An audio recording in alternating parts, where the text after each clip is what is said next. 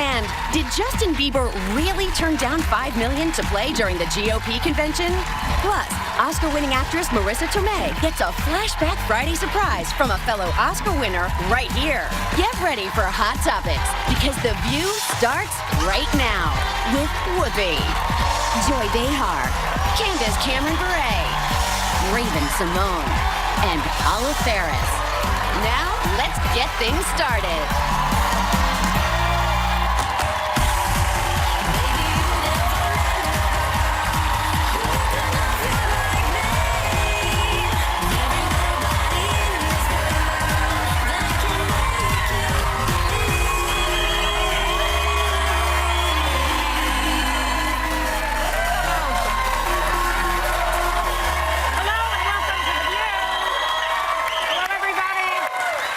Happy Friday to everybody. It's the end of the week. It's been an exhausting week for all of us, I think. Friday to you. I mean, I need That sounded good. That was really great.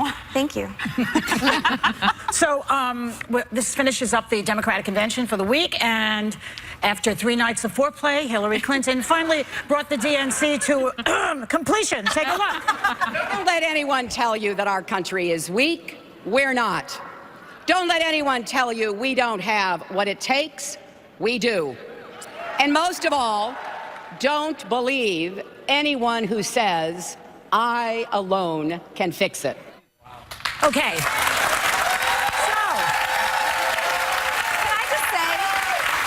What I really wanted her to say was, and don't believe the hype. Like, that's all I wanted Hillary to say right after that. Just don't believe the hype. She was spectacular. Well, they did pretty much, everybody did say something like that. Bloomberg said it's a con job. They really did pretty much destroy him, I thought. Yeah. Donald Trump. Too, and I think, you know, a lot of other people picked up on this as well. You know, she said, don't believe anyone that says I alone can fix it. But, you know, she's taken a lot of criticism for her slogan, which was that I'm with her instead of she's with us. And then you saw the Trump campaign kind of pounce on that as well and say that I'm with you. Mm-hmm. So they're trying to pounce on that as well. But doesn't that mean that I'm with her, not she? Not it's. But instead of she's with us or I'm with you, it's a different message. I'm with her is from her fans. Yeah. From people who like her. I'm with her. Yeah. Right.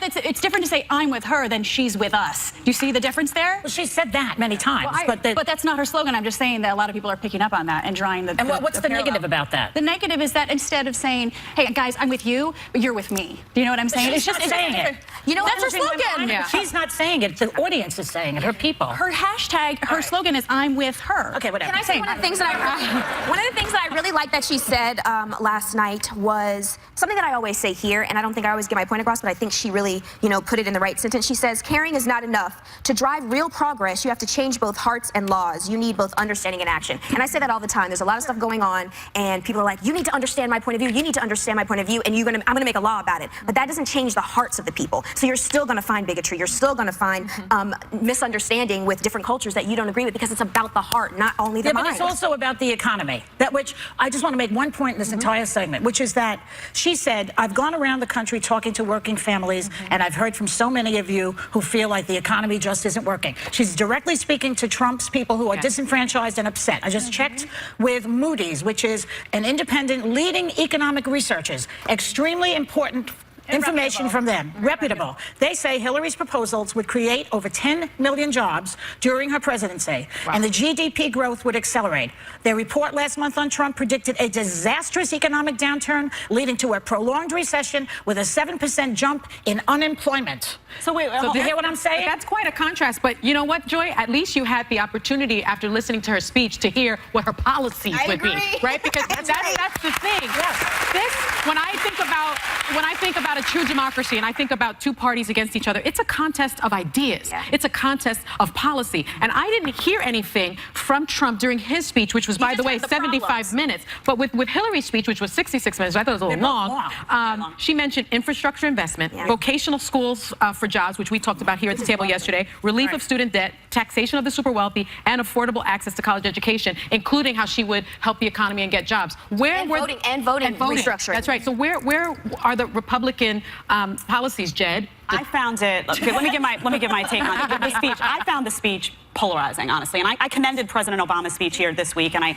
talked about why, because I felt that he used it as a source of outreach, that people like me who are independent felt welcomed into that speech. He quoted Ronald Reagan. It was a very welcoming speech. This, I felt, was an outreach to Bernie Sanders supporters. I think it was a hard left speech. I felt it was a progressive speech. There was nothing in there for me except big government rhetoric. I think her delivery is poor. I don't think this was her best moment. Delivery was poor. Let me just say, I think that the convention in itself, the Democrat convention, was very good for her, but I think she's not carrying it. It's not about her. She's, as a headliner, she was not the star. The surrounding speeches were, and I think it will help her, but not because of herself. As far as policy, I heard a lot of policy at the Republican convention. I heard they talked about terrorism. If you look at Trump's tax policy, and it's everywhere, you can look at it and you can see that people who are in low-income brackets are going to get tax breaks. That is not a tax policy. During the 75 minutes, Jed? She said the same thing. I've heard her say this 50 times. The fact remains what I just read to you. He's going to drive unemployment up 7%. She's going to create 10 million jobs. Do you know what I didn't hear? No, I don't care what he said. I don't care what he said. No, we were talking too, because I agree. I don't fault her for. I mean, you have former President Bill Clinton and President Obama, who are so cogent and magniloquent, and they speak and they connect with people. I mean, that's not her strength, and she's admitted it. But the thing that could hurt her is those that are trying to sell her as a change maker, because clearly there's some strong populism going on in our country. People don't want more of the same. And when you say cast yourself as a change maker, yet you spent your entire career in politics, and you've spent your entire career in politics, and you've made it clear that your administration. And you've made it clear that your administration is going to be an extension of the previous administration. People don't want to hear that right now in the country. Well, listen to that, because the house is built already. The foundation is laid. This guy wants to just burn the whole house down because the roof needs to be put on. The change that was there, to me, the change that was there was not just in her speech, right? The change that was there was not just in her speech. The change was when you looked into the audience. I never saw so many cultures sitting next to each other and celebrating with each other. There was every color. If anything, the DNC needs to be what every commercial and television show needs to look like, because that's what America looks like. Okay, exactly. Let me go to this. So, 2 Muslim parents whose son was a U.S. soldier killed while serving in Iraq took direct aim at Trump's record of service to our country. Take a look at this. Let me ask you, have you even read the United States Constitution? I will gladly lend you my copy. You have sacrificed nothing, and no one. You have sacrificed nothing and no one. And that is a pivotal moment. And that is because he sacrificed his son for democracy. He sacrificed his son. Remember, his son, Captain Khan, was killed by a car bomb in Iraq in 2004 while he was inspecting soldiers on duty. So his son gave the ultimate sacrifice, his life. That family doesn't have a son, and he is Muslim. That's what was so striking to me. That I cried during that speech, and to Raven's point, I mean, the fact that they were up there as Democrats talking about this as Americans. And by the way, there are 3.3 million Muslim Americans here in the United States. 14 American Muslim soldiers died in the decade following 9/11. They've all fought in major U.S. wars, including the war in Iraq and Afghanistan. But I don't think he's read the Constitution. He's ghost read it, maybe. Maybe. But I don't think he actually read it. See, that's unifying, though, to me, because there are no sane Republican backed that policy. When Donald Trump came out and said, "Oh, ban all Muslims," he quickly had to change that. I think a lot of them backed him. He quickly changed it to, "Let's ban Muslims coming from terrorist havens." He had to put a clarifier in, and that's because people on the right were outraged, who said, "This is the United States of America, and we protect people's religious freedom." They're still backing him. Those people. This is what I'm talking about, though, in terms of a speech, though. That guy reached out to people, both sides of the aisle, who were outraged by discrimination and could stand and say, "Republican, Democrat, I don't care what you stand for. This is not what America stands for." That's what I wanted to see from Hillary, and I did not see that. At the end of the day, Jedediah, it's a speech. It's policy that counts. It's what are you going to do. It's her record that counts, which she conveniently did not talk about. I didn't hear about the Russian reset that stunk. I didn't hear about the Iranian nuke deal, the Russian... Why would you talk about things that don't look good on your record? Because the time that you're supposed to make people like you. That's the problem. Her whole foreign policy record is a disaster in Libya. It is not. It is. There's tons of deceit. Go ahead, if you say, though, it's just a speech, though, if it's just a speech, then why are we being so critical of Donald Trump and not her? Because he has no policy. It's just a speech. But you just said it's just a speech. No, but his speech was stupid also. And his policies don't exist. We're talking about a double whammy. It's 2 treats in 1. Yeah. Or can we talk about the fact that Bill Clinton loved the balloons? Did you guys get Bill Clinton?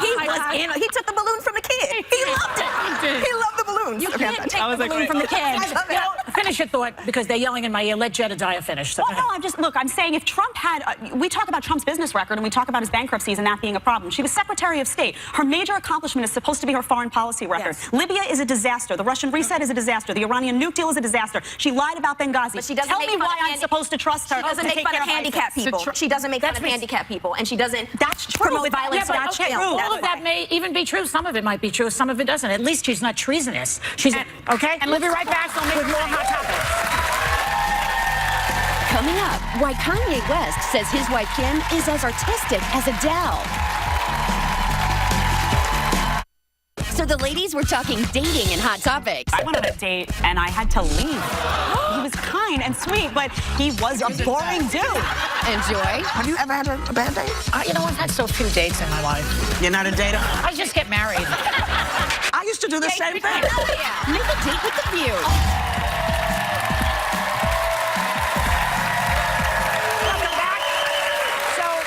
So yesterday, I showed you some of the people I talked to at the DNC on Wednesday night. And today, I want to show you just a little of my conversation with former Speaker Nancy Pelosi. Watch. Nobody knows better than Donald Trump that he should not be president of the United States. He knows it. He knows it. And he tries to tell us every day, one way or another. It's as if he's crying for help. What you're saying is interesting, that every time he opens his mouth, he's saying to the American people, don't vote for me. Don't vote for me. Don't do this to the country. Why doesn't he just back out? Well, I hope he stays in, because for us, he's a gift that keeps on giving. He helps us win Democratic seats. You know. But I mean, there's a possibility, Nancy, that he could win. No, he's not going to win. It's impossible. He's not going to win. He is not going to win. Don't worry about that. Well, she could be in denial. I hope not. But do you think that Trump unconsciously wants to lose, because he's sabotaging his own campaign in so many ways? He steps in it more than, I mean, he's the one that's hurting himself more than I think anybody else. And yet He's people not still hurting want him. himself. I'm sorry. He's the nominee. It looks like People it. are. He steps in it for his a lot. campaign, for his Republican. Everybody's voting for him. That's what my parents used to do. Don't eat that broccoli. Don't eat it. It doesn't taste good. Don't eat the broccoli. And what do? You taste the broccoli. That's what he's doing. He's just reverse psychology. But when he says things like, I'm in bed with Putin, basically, to put it in a nutshell, that should send up all sorts of flares that he is possibly a traitor, number one. I actually think he got into. I actually think he got into this race for all the reasons, like, you know, he wanted his celebrity apprentice show to do better. He wanted his business to do better. And then I think now he's in a position like, oh my goodness, they nominated me. And now I think he's trying to convince himself that he's going to be a good president. Remember when I told you I ran into him at Radio City at the Adele concert, and he said to me, this was when we were still speaking. It was recently. It was in the fall. It was very early on, and I was still friendly with him before I realized the stuff that came out of him. And he said, can you believe the poll numbers? He was like a kid, like, oh, I'm at FAO Schwartz. It's like true narcissism, right? But you know, Jed, I gotta say, I'm trying not to say it, but it really got under my skin, the last segment. She's itchy. Look, she says it really got under my skin because Jed is sort of outlining all of Hillary's alleged failures during her term as Secretary of State. But the bottom line is she took the reins from a Bush administration that had our reputation abroad in the toilet, and she changed that. Wait. She changed it around. She was key in rebuilding our leadership around the world. Her role in killing Osama bin Laden and recommending that to the president. Her China speech on women. Aggressive work on climate change, which the Republicans and Trump don't even believe exists. She was the principal author of the toughest sanctions in Iran that brought Iran to the table so that they don't have nuclear weapons. So and don't she say negotiated that the peace agreement with Israel and Hamas. So don't say that her term was full of failures, because that's just not true, Jed. I mean, look at ISIS. True. Look what's going on. Do you think that ISIS has been afraid of this administration? Do you think when you have an Iranian deal that you have dictators around the world saying, well done, the United States. You had dictators coming out and saying, we support this deal, because it gave Iran time to look and see, you know what? If we want to clear some stuff out, that might be problematic. We have enough time to do that. Why is it all on her? It's an entire war. I'm just saying it's part of her record. This was her. She's throwing that out there as her anybody but Donald Trump and Hillary Clinton. That's it. And I judge him all day You're misrepresenting her record. I don't think so. And I think I just set the record straight. Anyone who follows ISIS and terrorism, I don't think so. I don't think so. My husband just texted me, you go, Sonny. We'll be right back.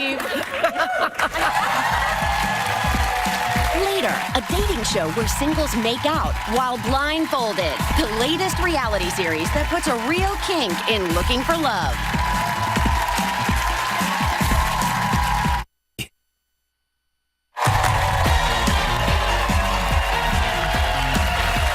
Welcome back.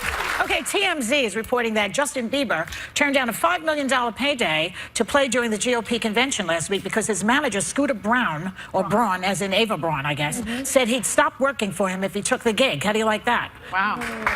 Wow, Justin. But I don't know if Justin felt the same way, but he definitely listened to the manager. Yeah. Did you ever do that? What's most surprising is that a $5 million single payday would have been his biggest payday. That number was surprising. I didn't mean for Bieber? Yeah, for Bieber, I would have thought. Yeah, but in the long run, he is estimated at $60 to $80 million per year. So I'm sure like $5 million is kind of like nothing. So I mean, I support him for doing that, though. If you got to stand for something. I mean, I remember getting offers to do endorsements, and it would be for products. I'm like a clean green girl. Like I like organic products, organic food. So I read labels. I care about that stuff. I care about the environment. So it was to support products that didn't follow that, and I couldn't, for any amount of money, I wouldn't support that. That's not who I am. So if he has a problem with the messaging at the GOP convention, then more power to him for being like, that's not what I'm about. I don't know if it was so much he had a problem, but his manager said he would quit. He would stop working for him. And Scooter found him and made him, along with Usher, Justin. So Justin knows better than to leave. And isn't his band predominantly African-American? And they were troubled by playing at the GOP convention as well, which is a shame that they feel that they cannot support the entire convention because of sort of the misogyny and the racism that has come. Well, what about Scott Baio? They had him. Yeah. He was in charge.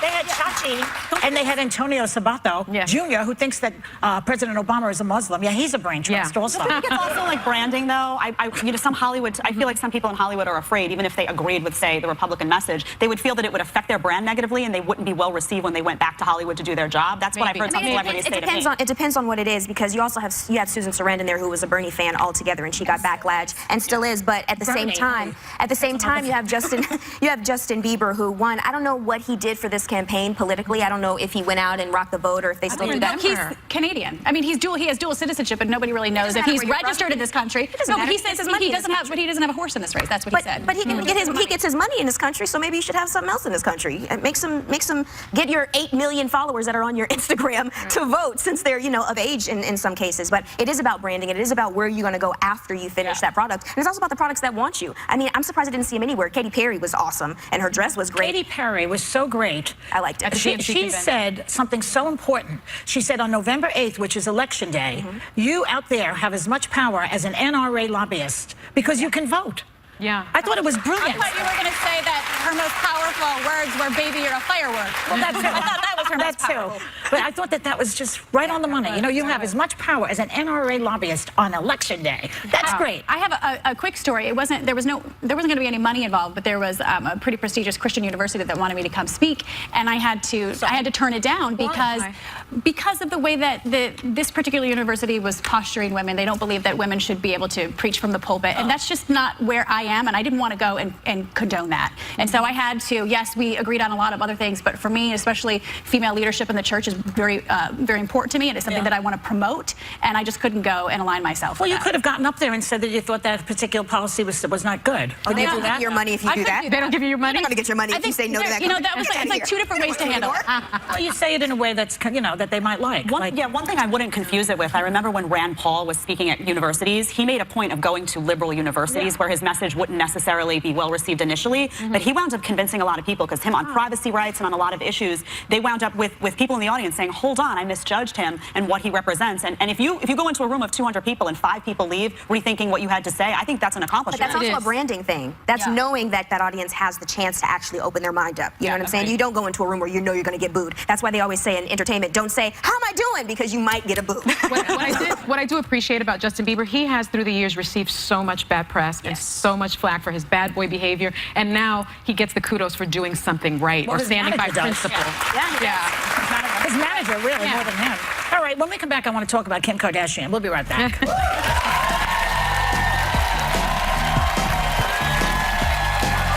With Harper's Bazaar, Kanye West compares his wife Kim Kardashian's nude selfies to works of art, like Renaissance paintings, and he says if Kim didn't post them, it would be like Adele not singing. I'm sure Adele's in love with that statement. Is he what do you think? Is he overstating things a bit here or what? I fell in love with that couple in this interview. I'm sorry. I did. I liked it. I don't understand because I don't have as much money as you guys, but there is a different mentality when you've gained that much money, the way he did and the way she did, and how they have to conduct themselves in the world. Okay, let's just keep that in our minds, first of all. What, that they're loaded? That's what you mean? I'm not following. You can say it that way. Most people think that celebrities, oh my God, you have so much money, the world is super amazing, you don't have to worry about anything, but it is a job still, and there's still some difficulties that go with it. And let's not forget that he lost his mother and went right back to work right away. You know, Kim has had her loss in her life as well, but this interview, I agree. I'm a Kim fan now. She is a piece of artwork. She has molded her body with everything she says she does, exercising in the morning, because she also talks about that, and whatever else she chooses, contour, to mold her body into something beautiful. And you always need a sex symbol at a certain time in our world. But one of my favorite things that they said, and some people are gonna laugh, I laughed, but I was like, you're great, Kanye, thank you. He said, they asked him how they would like to be remembered, and Kim said, I'd like to be remembered as someone who is smart in business, works hard, and can be sexy and a mom. Kanye, my new best friend, said, I was going to say that whole thing about global warming and how we're all going to be gone. Oh my God. Thought that was amazing. The fact that he wants to say something controversial and he does not care. He does not care what anybody thinks. He's going to say whatever he wants to and let it be. And I don't know, I just commend him for it, no matter how crazy it might sound. What about the rest of you? Did you like what he said also about what would you do if you were invisible? And he said, I would go into a women's locker room. That's a little creepy. I'm sorry, I've heard every boy that I've ever been friends with say that same thing. That's true. I've heard. I mean, how about this? Good point. I thought the interview was a little creepy. I loved it. I'll be honest, and a little weird. They asked them their hidden talent. So Kim says, I can smell when someone has a cavity. Don't be mad at her. Funny. Don't be mad at Kim. She said it's a is different that kind of even smell. like anatomically and physiologically possible to smell a cavity? I bet a dog. Kanye's is even more. Sounds like bad breath to me. Yeah, Kanye's is more troublesome to me. His hidden talent is that he can analyze people's intentions. First of all, that's a great talent. I'm sticking up for my boy Kanye. My favorite thing is when you walk into a room with someone, if you're able to see something before they walk into a room, okay, what are you trying to get out of me before you try to get what you're about to get out of me with some BS? That is exactly amazing. Just take away the fact that, you know, he's a little crazy with his sentence structure, but it's amazing. I'm sorry. I liked it because I felt like it was a real moment. I felt like they were saying things that a lot of us would be like, what are they talking about? But they didn't care. I'm still thinking, what are they talking about? But I also like with him, he's crazy about her. Yeah. He is nuts about her. And the fact that somebody's man thinks that their body is a work of art, I think that's pretty cool. Oh, you know what? Wait a second. Cool. Steve, wait a second. Steve told me I look like a Picasso. So you're worth a lot of money, Joy. You're worth a lot of money. Joy thinks you're priceless. Wait a second. Okay, do we have time to do another topic? No, we'll be right back.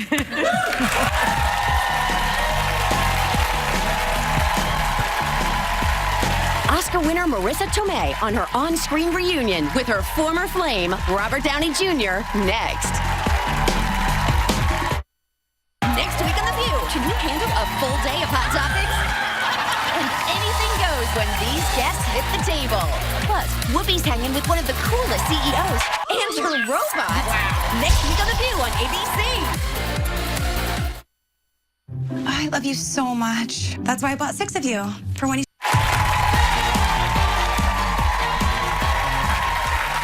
She's an Oscar-winning superstar who can play everything from a New Yorker with attitude and My Cousin Vinny to a business-savvy billionaire on the hit series Empire. Please welcome the lovely and talented Marissa Tomei. How are you? I'm good. How you doing? Good. Having a nice summer? Yes, Yeah. yes. Having a lovely summer. The last time that you saw any of the hosts on The View was at a party for Empire, as a matter of fact, where you played this lesbian girl there, right? Mm-hmm. Yeah. Mimi Whiteman. Mm-hmm. Yeah. And you Instagrammed this photo with you and some of the other hosts. Whoopi, Raven, Mariah Carey was there. Where am I? Why wasn't I don't see my face. Why wasn't I? Where's my invite? Yeah, Sonny, where was that you? I wasn't there, but I love the show. Yeah, it's a great show. You're having a great time. It was Lee's birthday party, and it was, I mean, it was a small celebration, but it was also Lee Daniels, the director of Empire. Yeah, you do such a great job on the show. I mean, just so fantastic. Oh, but your outfits are terrific. And she's a boss, too. She is a boss. Right? That part I had to work harder on. Really? Why? Do I sound authoritative? Not your natural bent? No. You know, I know you've done a lot of work, but one of the things that I know that you've done is you've worked with Gary Marshall a lot, who recently passed away. Tell us a little bit about Gary. Do you know? Well, I mean, I adore him. Yeah. Oh, look at that face. I mean, it tells you everything. The sweetness and the openness and the readiness to laugh. But he gave me my first job. So that's how I knew which him job from. was that? Flamingo Kid. Oh, Flamingo I mean, Kid. I think I might have had one line.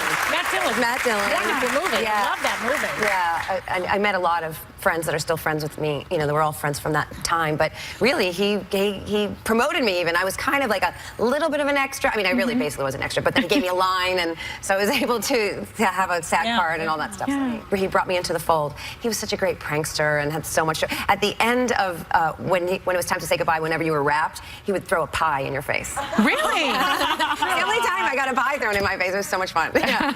Matt Dillon did throw it in my face. A little bit better. Marissa, He ordered it. I am a superhero fanatic. I don't know if you know this. Peter Parker's my boyfriend. I tell that to everybody in my mind. But you were recently in Captain America: Civil War. You're going to be in the new, amazing job, amazing. You're going to be in the new Spider-Man movie, and you've gotten some criticism about this role of Aunt May. Some say in the comic, she's older. They say you're too young, you're too hot. What's your response to that? That's Aunt May from the comic. You're way younger and hotter than that. But by the time they put all the makeup on me, I'm going to look like that. I'm just kidding. They're not going to. I guess I'll take that kind of criticism. What can I say? Yeah. Do you think you can do justice to the role, being a younger, hotter She's an version actress. of that character? I mean, she's not his aunt by blood. She's his aunt by marriage. So it really could be any age. And I think it's just essential that she cares about him. She's maternal and she's keeping the home fires burning, but she also has a life of her own. So I think, you know, we'll see. It's all in the wrap. Fantastic. And we know it's going to be fantastic because you've been nominated for 3 Oscars. You won once for My Cousin Vinny, which is a lawyer. I love that. But you actually started out on the soaps, which I had no idea. You started out on As the World Turns, and we have a clip of it with fellow Oscar-winning actress Julianne Moore. So take a peek. Franny, I think he really likes me. Why does that surprise you? Why does it surprise me? It surprises me because he is gorgeous, and he is fun, and he's smart, and he's wonderful, and he's English. Not that it all won't end tomorrow, though. Right. Tomorrow your ugly stepsisters start bossing you around again. No. I'm gonna hang on to my little glass slipper this time. Wow. What do you remember about that? I mean, first of all, I can't see very far without my glasses, but I got What the hell are you wearing?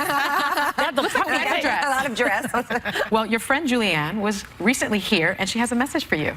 Take a look. Hi, Marissa. It's me, your scene partner from like 30 years ago. Anyway, you haven't changed a bit, and hopefully my acting has improved. Hi. What I think about myself, right? I'd say your acting, both of your acting has improved. You also got rave reviews for a play that you were just in. You wrapped it in the Berkshires, Tennessee Williams, The Rose Tattoo. What's different doing a play on Broadway versus doing a play in the middle of the woods? Well, chipmunks liked it. No, I mean, it's traditional that you would start things. I mean, in the course of time, it's wonderful and traditional to try things out of town or out of state and bring it in as you prepare a show for New York. So we were lucky to have that space and time to workshop it and work on it and develop it and bring it to those audiences and to see what worked and what didn't work. Now, you're working with our sponsor, Restasis, which is eye drops, right? I use that. Yes. So tell us about that. Well, speaking of the Berkshires, thank God I had found Restasis before I got up there, because for a while I'd been thinking that there was some kind of grit in my eye, or there's a little bit tightness, tiredness in my eyes, and if I hadn't found Restasis before that, I probably would have thought maybe it was allergies or just kept writing it off and been uncomfortable. But Restasis, you use it twice a day, and it helps your body produce its own natural tears. And so you have relief. It's really, really, really easy. And you can find out more about it at restasis.com if that's something, or talk to your doctor about it. But the really nice thing, in addition to that, and if you're wondering if you are a candidate for this, there's a quiz on restasis.com to take, and it will tell you. But that quiz, for every quiz that's taken, $1 is given to Guide Dogs for the Blind. Allergen donates that money. And so it supports people and pairs them with guide dogs, the visually impaired and the blind. And it's totally free service. Totally. If so, anyone who needs that service, it won't cost them anything at all. Very good. Great. That's good. Lovely to see you again. Good luck with everything. Our thanks to Marissa Tomei, and we'll be right back. This segment is brought to you by Allergan, the makers of Restasis.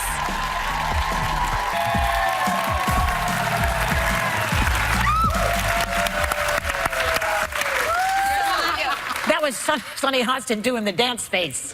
She's at the face. Doing the new Running Man. Okay, you know, we have time for one more hot topic, and there's a new dating show called Kiss Bang Love, where singles have to make out with 10 different people while blindfolded, and then choose who they want to go on a date with based on that kiss. Kinky enough for you, Paula, baby?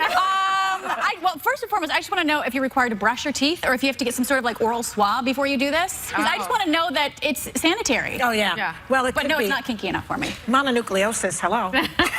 But is it important, that first kiss? Like, if you have a bad first kiss, is it over? It's a make or break for me. Yeah, it is. Would you want to do this? Kiss somebody you don't even know who you're kissing? Well, I mean, it could be interesting, though. And then when you take the blindfold off, I think we're going to set you up with Donald. Oh. Does anybody want to kiss me and I can try to figure out who it is? No tongue. Is anybody? Okay, nobody. Oh my gosh, somebody's encroaching on me. Shut your mouth. Close your mouth. Who was it? Who was it? It was Jen. All right, quickly. One more thing before we go. Raven, you just got... I want to give a shout out to Camp Kindering for letting me come and teach an art class. I had the most amazing time of my life. You guys know I'm in art school, and I really got to teach these amazing kids a really cool YouTube that I looked up about pouring acrylic. Thank you to Sandra Posner and all of the wonderful ladies here at The View that got me there. Okay, and everybody else? Oh, that's amazing. Hey, by the way, Jedediah, your boyfriend already knows we have soft lips. Have a great day, everyone. Oh my God. Take a little time to enjoy The View.